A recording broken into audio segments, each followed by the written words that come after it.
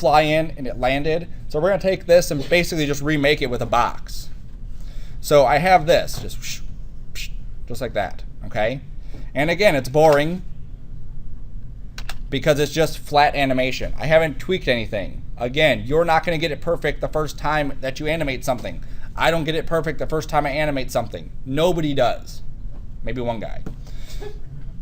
But we always tweak it. We always move things around. We're always adjusting where our keyframes are at because we want to make this as exciting as possible. The only way to do that is to watch it over and over and over. Okay? So that looks okay. I'm going to go and adjust my easy ease. I'm going to go to my graph. I'm going to make it a speed graph, right there. And I have two keyframes here. I have position and I have rotation. So if I go to my position, I did not make those easy ease. Let me just make that easy ease. Go back to that. There we go. Okay. So I want this to go fast and then to go slow because I want it to whip into frame and drop. Okay, that's what I want it to do. These little things of me explaining it and doing the little sound effects, in my mind, that helps me connect with that. It helps me figure out what I want that to do. Just saying or visualizing a box coming in, you don't get the effect of it. Animating it, you see. If I go like this, I know right away that's way too slow. But if I know I want to go, I know that that is the kind of animation I want to create. And if I lock that sound effect in, I lock that motion in, when I look at that, I can tell what it's supposed to do. Okay, so now look at the whip on that. Oops. Let's set this to our end frame and go here. Okay, that fast motion in, that looks awesome. Okay, I just have to fix the rotation now so the rotation is matching that. So now I go to my rotation and I spread that out. And I have to zoom in to click this, and then I spread this out. Now in here, I have two things happening. It's subtle. As the box comes out, it's actually rotating back a little bit, okay? So what that does is it forces it to make us think that there's a little bit more motion to it, okay? Imagine a commercial or a cartoon where you see a cartoon character in a car or the road runner. It's not just like he goes. There's like a little bit of a delay, right? He like kind of pulls back and goes. Like his body goes forward, but his head goes back. That's what this is doing. So at the beginning of this, it's going up like that and then dropping down, all right? Now because he goes back first, and then he lands down like this, I want that back part to be fast because he's moving fast at that point. This center area, he's going slow because that's where he's coming to rest, and then it's going to fall, okay?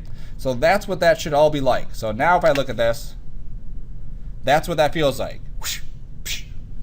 That same sound effect. If I can't do that same sound effect to that animation, it's not going to work, okay? Just to illustrate that a little better, I'm going to hit U to pull these up. I'm going to spread these out further. Do you see how slow that goes now? Just me making the sound effect illustrates that a little bit more. It connects us to that. You ever watch a fighting movie without any sound effects on, you totally lose the feel of them actually like fighting.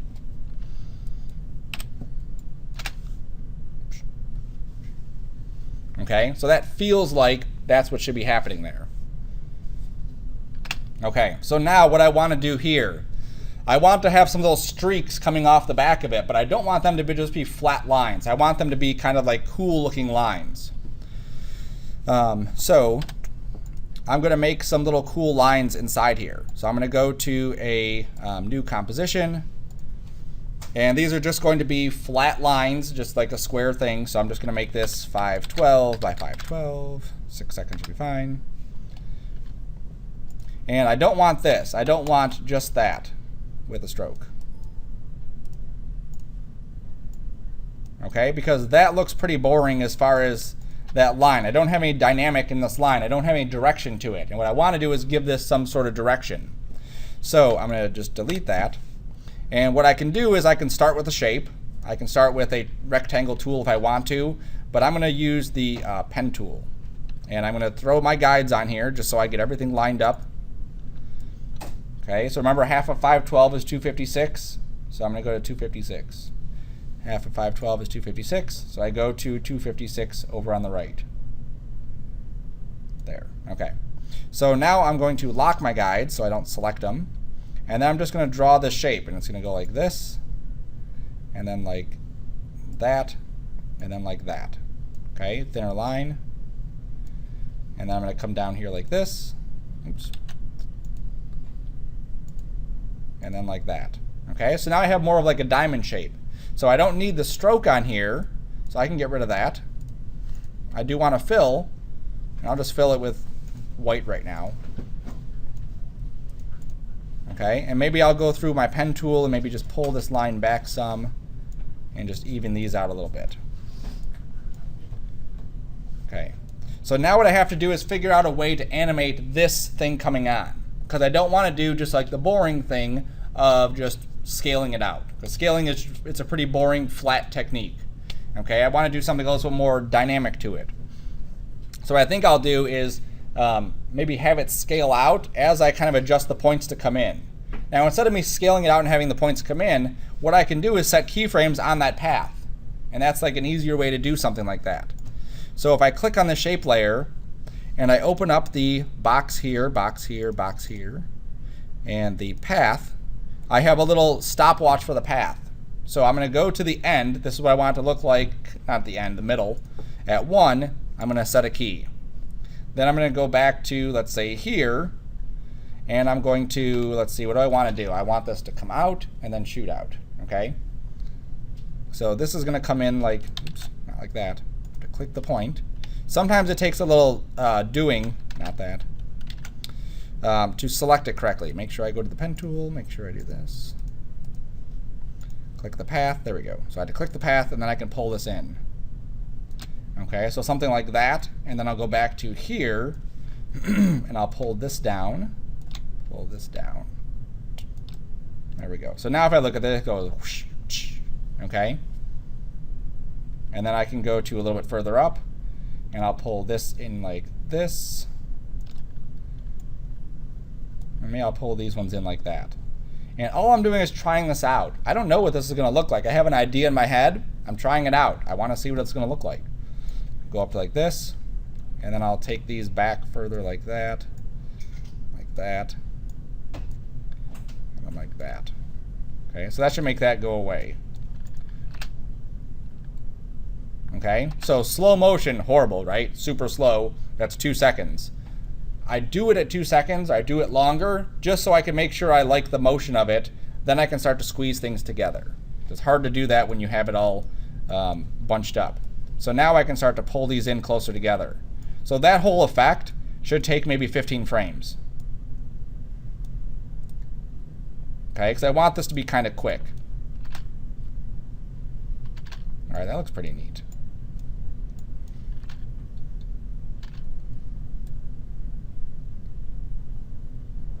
Okay, now what I don't like about this is that these guys stay right where they are the whole time. I think I want those to move also like halfway through. So at this keyframe, I'm going to grab these and pull them back further.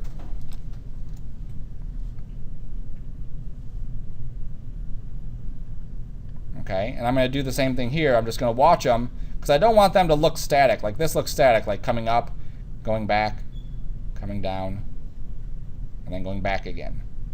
So here and here, the keyframe's at the same spot. I'll pull it back a little bit further here. Okay, and the same thing here. I'm going to pull these actually forward a bit. Oops, not forward a bit there. I want to pull them forward here. Okay, so I pull them forward right at the beginning. That way it looks like they're coming out and then shooting back. And then that should come back further. And then go in. Okay, so now it kind of looks like a little laser beam or something kind of shooting on there. So I'll take all of these. I'll make them easy ease. And I'll go to my graph. And let me frame it so I can see it. And if we look at what this is doing, it's going to go slow, fast, slow, fast, slow, fast, slow, fast. That's what that's going to do. So now this is going to look kind of weird. Okay? Because we're seeing each iteration of this. So I'm going to jump back to this. I'm going to grab these middle ones and just set these to keyframe interpolation. Set it to linear. There we go. Okay? So now this is going to go slow here, or yes, fast here, and then it'll slow down into a constant speed, then it'll speed up at the end. So we'll just see what that looks like. All right, so that doesn't look too bad. I think I'm going to flatten these out a little bit more, just so I get the idea of that. All right, that looks pretty good. And now what's happening is it's blending all of those together, okay? You typically, if you're doing multiple keyframe animations, you don't want to have everything be easy ease at that point. I have the start, I have the end, and the middle is just a nice smooth line, okay? Now just so you can see what this is doing, if I switch this to a value graph, oh, it's not going to let me switch to a value graph because that value doesn't exist for those. Never mind. But if I did switch it to a value graph, we should see slow to fast, and then it just has a constant speed, and then it slows down again at the end. So that's what we should get if we looked at a value graph for this. Let me just pull this. And I think I'm just going to leave it the way it is. It looks good like that. Okay. So now I'm going to maybe squeeze these in a little bit further.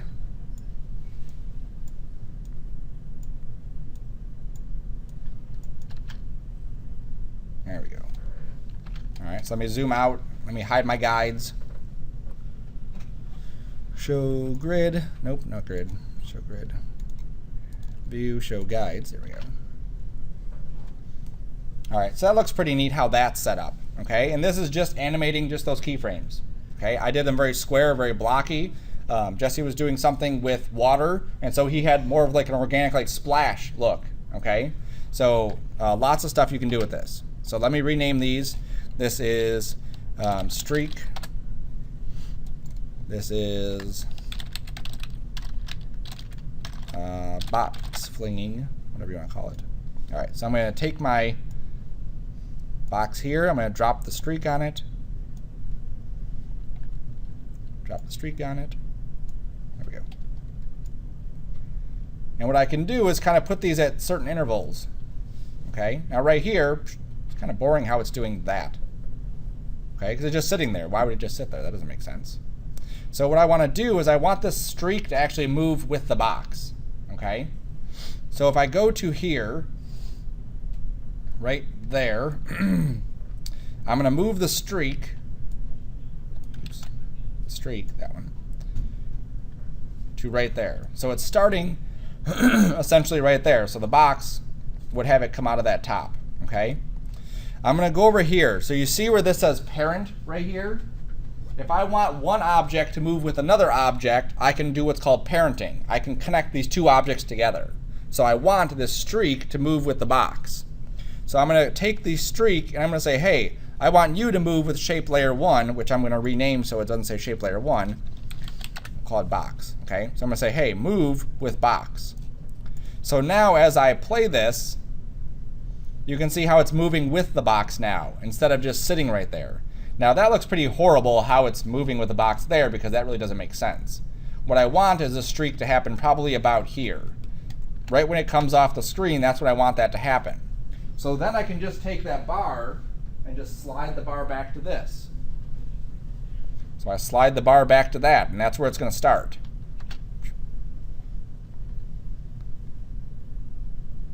Okay? And then I could even stretch this out. If I realize, hey, I want that streak to maybe happen a little bit longer, I'll just uncheck this. I'll go to my X and make that a little bit more streaky.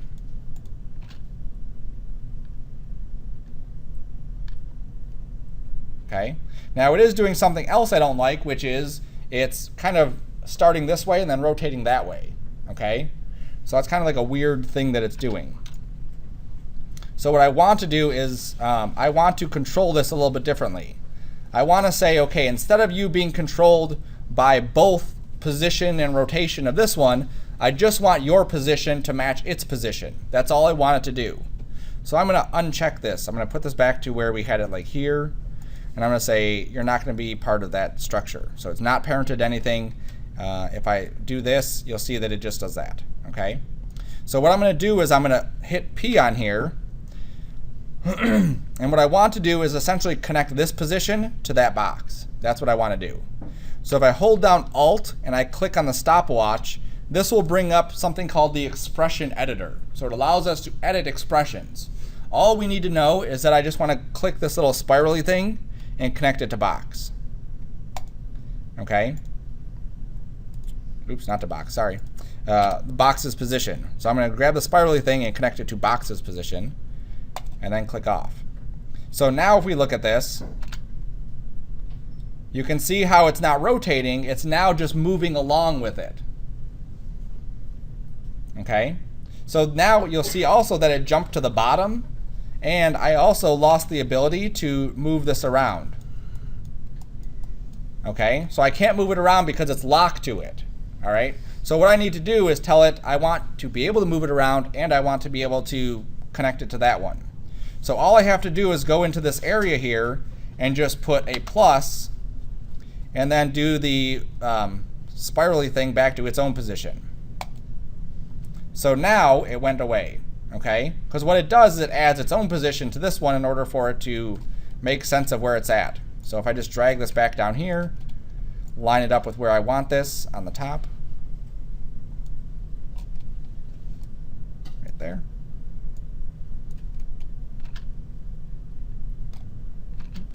Let me zoom in a smidge. Okay, so now it's actually parented to it, but it's just parented or connected to the position. So I can do that same thing. Let me just duplicate this again. When I duplicate it, all those expressions go with it. So now I can just duplicate and then scoot one of the copies down to this. Maybe I'll offset this one a little bit so it's not hitting it right on the same spot. I'll duplicate it again. I'll move it up to here. I'm grabbing basically the points. Point, point, point. This one should be moved up just a little bit more. There we go. And then this one should be moved up just a little bit more. Okay, and then I'll again offset it so they're not all hitting the same time. Okay, so now you can see how we can affect this and create these really cool graphics which make it look like we have motion blur, we have some kind of like anime style blur effect happening to it. We could even grab this whole thing and duplicate it and move it to the front. I'll put one in the front. That way it really seems to go across the entire thing. A little bit further back, right there should be good. There we go. And again, we offset it so they're not all the same. I could even go into the scales and maybe scale this down a touch, just so again, they're not all the same.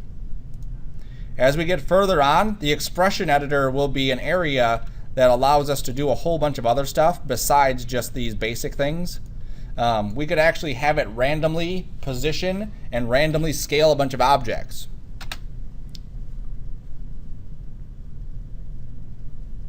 Okay, so very cool how we got that to happen, and now we have that little blip. There's our blip right there. And then we could also add a blip for when it hits the ground. Maybe we want something to happen there. Maybe we want one of those little spray things to pop in and do its thing. Okay, I can also go to my streaks, and I'll just make sure I can see the streak like that. And I'll go to my color correction. I'll go to my hue and saturation. And right now my hue and saturation isn't going to do anything because this is completely white. And I always do that. I want to not go to hue and saturation. I want to go to tint. So I go to color correction. I go to tint. And then this way, because it's white, I can just say the white, I just want to be this color. So I drop, let's say, this purple. Okay? I can't have it be the purple because it's invisible. So I just brighten the purple or darken the purple. So let me grab my saturation, and I'll pull it down a bit. I'll go to my hue. Maybe I'll make it more purple like that. That looks like a neat color there. So now I can grab the tint, copy it, paste it onto those three, and then they'll all have it.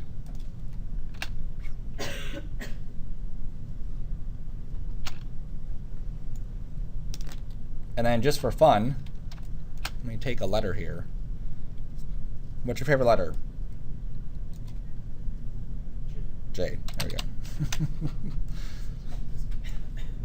I threw you for a loop. No one was expecting that question today.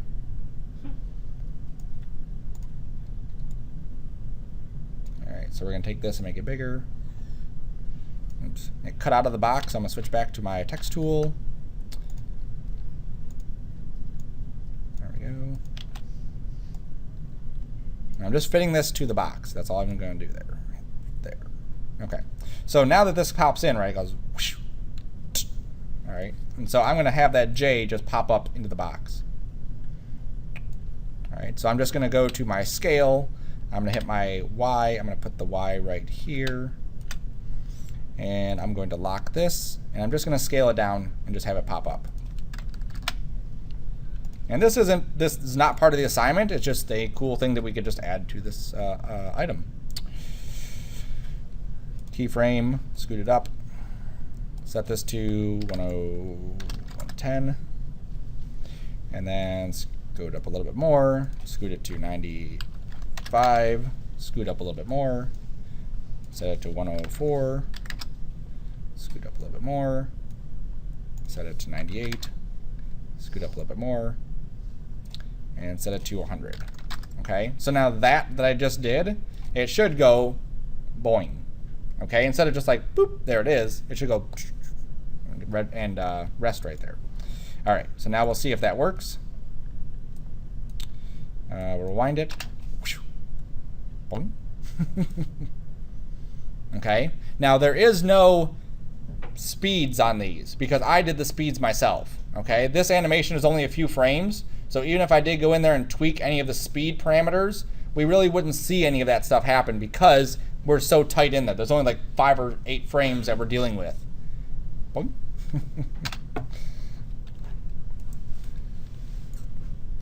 And because this is only happening, come on, because this animation only happens right here, I'm going to take this layer and Alt left bracket it so I know where this animation starts.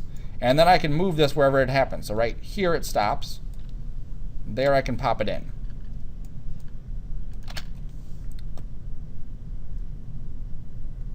Okay, so we can do that. I could do other stuff like J, I'm sure it's for Jesse. We could have the D like pop out the side or the top or whatever. Okay, we could do lots of different things inside of here to make this, again, a little bit more interesting, a little bit more polished, a little bit more finished.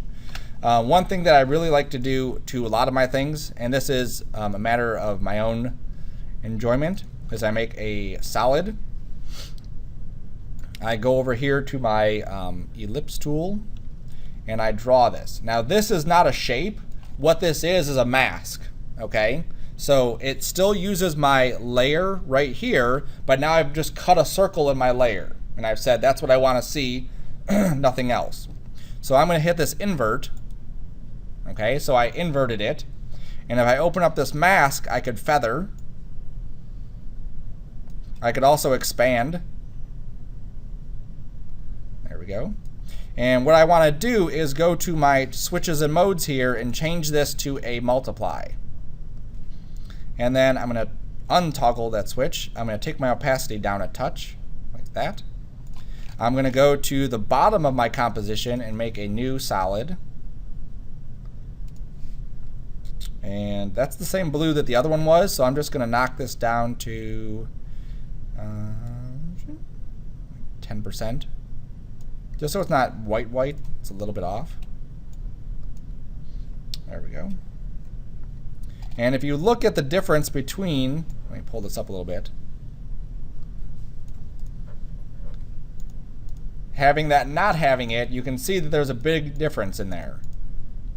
Now, I may need to go back and adjust my streaks. I don't think so. It looks pretty good. So do you see how now this is more of a complete piece? Okay? This isn't just an individual item to practice. Now I'm taking this all the way to the end.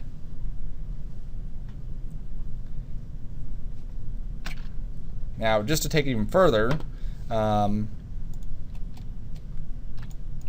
going to create a little text block right here. And I'm going to assume that your name is ESSE, right? Right. Yeah. You're the one who called out the J, right? You called out the J, right? Yeah. Okay, just so I'm not picking on you. I want to make sure I call the right person. All right. So now I'll take this down so that these are smaller. Maybe I won't use all caps.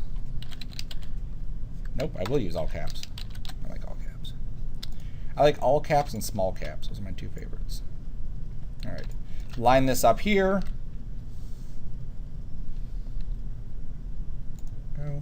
And then I'll have the, I'm going to try scale first. Again, I don't know what this is. I have an idea of what this is going to look like. I have an idea that this is going to work. The only way for me to see is to actually just do it. Just make it happen, see if it works, see if it looks good, and go from there. So I'm going to set my scale here to 0. Oops, I went the wrong way. I did not set my pivot. So I hit Y, move this down here to the bottom left. There we go. Now I go to scale. Set that to 0. Tell my keyframe to go on. Hold this up a little bit. 100. Okay. Now what I don't like to do is the same thing over and over and over again. So I boinged the J out of there. I don't want to boing the SE out of there too. Okay. So I want it to just be like the boing with the J and then SE. SE. Okay. So with this one, I will go through and set this to easy ease. If I click the right button, I will go to my graph and then make sure it's on speed graph, which it is. I'll fit it into this frame. And then I want this to go fast and then slow.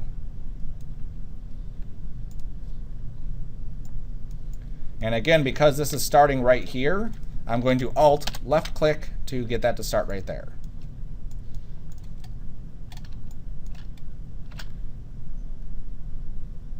Too slow. Let's pull that guy in. Okay, so now again, we're taking that more to a completion of a piece. Now, I could go further, put Delano, put my favorite color, put everything else in there, and just a ridiculous amount of stuff. Okay, this is simple. That's all it is, just simple little graphics. Now, if I didn't like the stretching out here, let's say that I don't like that because I don't know if I'm not really set on it. I think position might be a better one. Okay, so again, I'm going to go back to the beginning. I'm going to set this inside here, like hiding, and set a position keyframe. I'll go up a bit, and then I'll pull it out. I wonder if it would look good there. No. I think right against the side of that box, it might look good. Yeah. Okay. All right. So that looks horrible having the SE pop in and then slide over. So I'm going to set my easy ease. I'm going to go here. And I'm doing this at this point. I could make sure my other stuff looks good before I start tweaking this, but it only takes a second to do. Okay, so what I'm going to do here is I'm going to create a box around this. So I'm going to make a shape layer that meets up right about there. Okay. And the shape layer, sorry, not a shape layer, a mask right around there. So right now my mask is showing the lettering, but if I invert it, it'll hide the lettering. Okay? So anything that's inside this box is invisible. Anything outside the box is visible. So when this slides out, it should slide out the wording. Oh, I did that wrong. All right, I'm just going to make a shape layer. That'll be the easiest way. Close that, shape layer, box, right there. Okay, so now I have this box, and I'm going to take my SE, I'm going to hit my toggle switches, and I'm going to use a track mat and use this as an alpha channel. Oops, alpha inverted. There we go. So now everything inside the box is invisible, and everything outside the box will be visible. And I only need it here, so I will lock that layer to start here. So now you see how it just slides right out of there. And maybe I will still go through this and just scale this out in the X direction.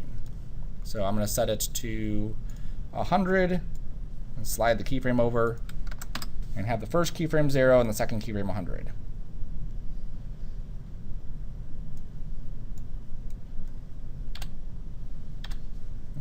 And if I hit U, I can line up these keyframes so that they match. Set these to easy ease. Go to the graph. Oops, wrong way. Fast and then slow.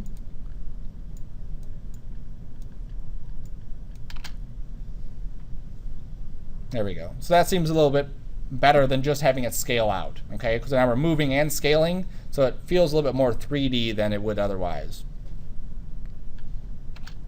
Maybe it's a little too fast. Pull these over.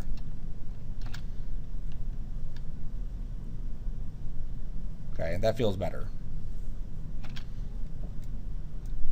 Okay, and if Jesse doesn't like the colors blue and purple, we could, of course, throw a adjustment layer at the very top, add a color correction to this where we adjust our hue and saturation, and now we can slide this to any number of colors. Like pink better, or yellow, green. Maybe take the saturation down some. Maybe take the darkness down some too. I may also want to add on top of this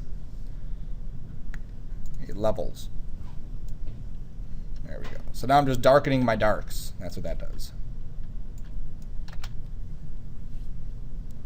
Okay? So there's lots of different things we can do with this blipping thing, just having these little animations.